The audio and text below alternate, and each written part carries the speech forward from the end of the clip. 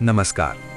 आज हम एक ऐसे विषय पर प्रवेश कर रहे हैं जिसे पुरुष स्वयं भी ठीक से नहीं समझ पाता, क्योंकि पुरुष की वासना सिर्फ शरीर की मांग नहीं है, वो उसके भीतर की अधूरी चेतना की आवाज भी है।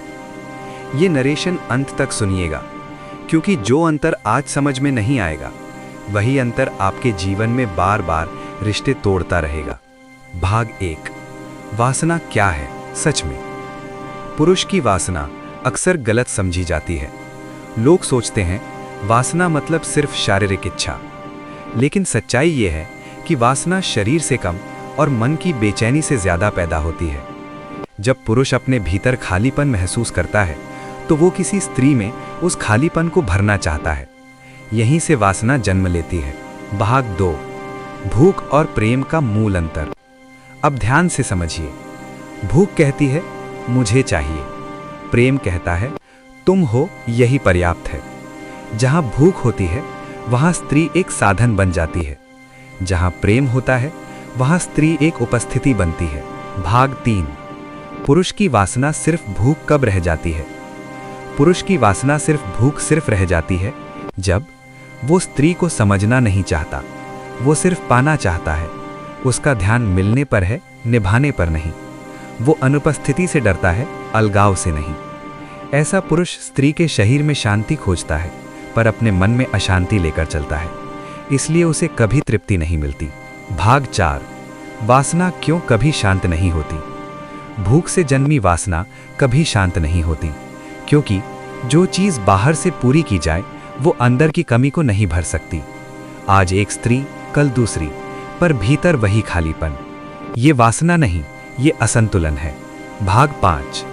पुरुष की वासना प्रेम में कब बदलती है? अब सबसे महत्वपूर्ण प्रश्न, पुरुष की वासना प्रेम में कब बदलती है?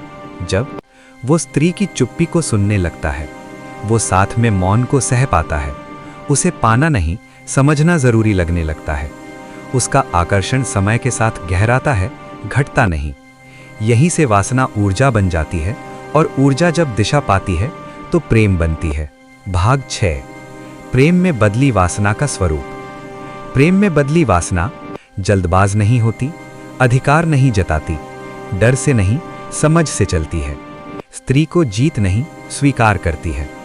ऐसी वासना में संयम अपने आप आ जाता है। ये दबाव नहीं, ये परिपक्वता है। भाग 7। पुरुष का अहम और वासना।